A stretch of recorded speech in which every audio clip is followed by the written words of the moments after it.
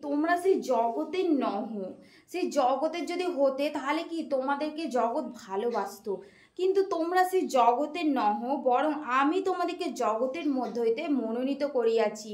তো দেখো, যখন আমরা সেই ভুল পথে ছিলাম, যখন তুমি একটা মদ খেয়ে পড়ে থাকবে, তখন তোমাকে কেউ বলবে না যে এটা ভুল পথ, তোমাকে কেউ বলবে না। কিন্তু তুমি যখন একটা সঠিক পথে আসবে, তুমি যখন সেই মদকে ছেড়ে দিয়ে যখন পবিত্রভাবে চলবে, তখন কি তোমাকে তারা ঠেস মারবে যে বাবা পুরো পবিত্র হয়ে গেছে, এদের কাছে কিছু। যখন তুমি সেই কলের পাড়ে যেমন পরচর্চা হয়, পরনিন্দা হয়, সেখানে যখন তুমি দাঁড়াবে না, তখন তোমাকে সবাই দেশ করবে, তখন সবাই তোমাকে কি নিন্দা করবে, তখন সবাই তোমাকে কি তাড়না করবে, বলবে যে বাবা পুরো পবিত্র হয়ে গেছে, ওদের কাছে কিছু বলিস না রে, পবিত্র হয়ে গেছে, তোমাকে কি এরকমভাবে বলতে থাকবে।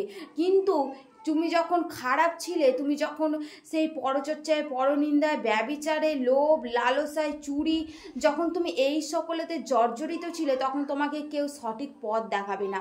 কিন্তু তুমি যখন সেই পথ থেকে বেরিয়ে আসবে, তোমার নিয়ে নানান ধরনের সমালোচনা হতে থাকবে। তাই ঈশ্বর বলছেন, সেই জগতের মধ্যে থেকে তোমাদেরকে আমি মনোনীত করিয়াছি। সেই জগতের থেকে তোমাকে কি ঈশ্বর মনোনীত করেছে। সেই জগতের মধ্যে তুমিও কি একদিন জগতে ছিলে, ঈশ্বর তোমাকে মনোনীত করেছে। তাই ঈশ্বরের জন্য সুসংবাদ যে আমাদেরকে কি সে ঈশ্বর মনোনীত করেছে। বলছে এই জন্য জগৎ তোমাদেরকে দেশ করে, কারণ ঈশ্বর তোমাদেরকে মনোনীত করেছে। তো সেই জন্যে কি জগৎ তোমাদেরকে নিন্দা করে, সেই জন্য জগৎ তোমাদেরকে কি তাড়না করে। হালেলুয়া। তো জগৎ সেই জন্যই তোমাদেরকে কি নিন্দে তাড়না করে। আমি তোমাদেরকে যাহা বলিয়াছি, আমার সেই বাক্য স্মরণে রাখো। দাস আপন হইতে বড় নয়। লোকে যখন আমাকে তাড়না করিয়াছে, তখন তোমাদিগকেও তাড়না করিবে। হালেলুয়া। সেই দাস, আমরা যে ঈশ্বরের দাস, সেই প্রভুর থেকে কি বড় না। সেই জন্য ঈশ্বর বলছে তিনি ঈশ্বর, তিনি ঈশ্বর হয়ে যদি সেই নিন্দে তাড়না ঈশ্বরকে করা হয়, তাহলে তো আমরা তো অতি ক্ষুদ্র জিনিস, আমরা অতি ক্ষুদ্র মানুষ। তিনি ঈশ্বর হয়ে আদমকে সৃষ্টি করেছেন, আমাদের সৃষ্টি করেছেন। তাহলে আমাদের জীবনে তো ঈশ্বরকে বিশ্বাস করার পর নানা নিন্দে তাড়না আসবে। কিন্তু ঈশ্বরের বাক্য বলছে সেই মুহূর্তে তোমরা কি বলবে, কি ভাববে, সেটা কি আমি তোমাদের মুখ হইতে বাহির করব। সেটা তোমরা আগে থেকে কোনো কিছু ভেবে যেও না যে কোথায় কি বলবে, কোথায় কি তোমাদেরকে বলতে হবে, সেটা তুমি আগে থেকে চিন্তা ভাবনা করে যেও না। সেই মুহূর্তে ঈশ্বর তোমার অন্তরে দেবেন, সেই মুহূর্তে ঈশ্বর তোমার মুখে ভাষা দেবেন, যাতে তুমি কি সেই কথা তুমি ব্যবহার করতে পারো। সেই ঈশ্বরের কাছে আমরা প্রার্থনা করি, যা কিছু নিন্দে তাড়না যখন তুমি দেখো যে তোমার বিশ্বাসী জীবন হয়তো 5 বছর হয়ে গেছে, তোমার বিশ্বাসী জীবন হয়তো 4 বছর, 3 বছর, 7 বছর হয়ে গেছে, তোমার জীবনে তখনও পর্যন্ত নিন্দে তাড়না আসেনি, তুমি তখন নিজেকে ভাবো যে আমি কি আদৌ প্রভু যিশুকে বিশ্বাস করি।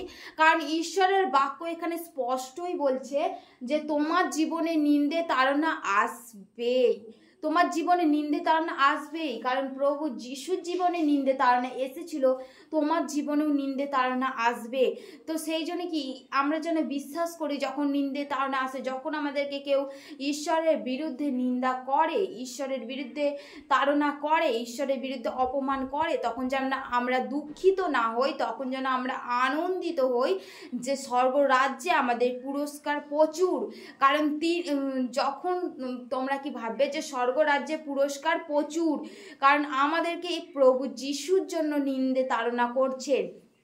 কারণ ঈশ্বরের বাক্য বলছে যে তোমাদেরকে যখন নিন্দে তাড়না করছে, তখন তোমাদেরকে নয়, তারা আমাকে নিন্দে তাড়না করছে। আমাদেরকে নিন্দে তাড়না করছে, তখন ঈশ্বরকে নিন্দে তাড়না করছে।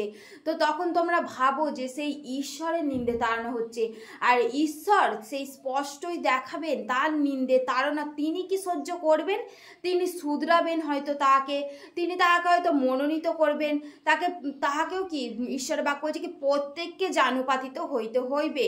কারণ ঈশ্বরের জন্য একটা সময় আসতে চলছে যে প্রভু যিশুর কাছে আমি হয়তো বলছি আমি প্রভু যিশুকে বিশ্বাস করব না, মরে গেলেও আমি বিশ্বাস করব না, কিন্তু একটা সময় আছে, তোমার দেহ কতদিন, তোমার শরীর কতদিন, যখন তোমার এই দেহের থাকবে না, যখন তোমার সে আত্মায় রূপান্তরিত হবে, যখন এই দেহ কি তোমার পচে যাবে, গলে যাবে, সেই মৃত্যুকে তুমি যখন বরণ করে নেবে, তখন তোমার সেই আত্মা কোথায় যাবে?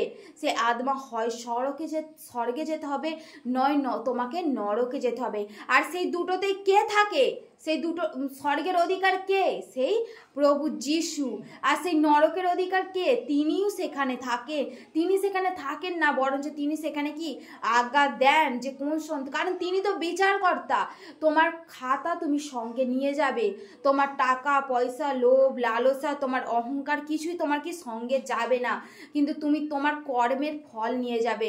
তুমি এই জগতে যতদিন ছিলে, তোমার একটা খাতা তৈরি হয়েছে যেখানে তুমি ভালো কাজ খারাপ কাজ করেছো। তাহলে আমাদের উচিত কি? সেই সঠিক পথে বেরিয়ে আসা আর ঈশ্বরের আজ্ঞাকে পালন করা, কারণ ঈশ্বর তোমাদেরকে মনোনীত করেছে তোমরা সঠিক পথে ঈশ্বরের আজ্ঞা অনুযায়ী চলো। হালেলুয়া। মহান ঈশ্বরের ধন্যবাদ হোক। সবাইকে জয় যিশু। Praise the Lord. আমেন।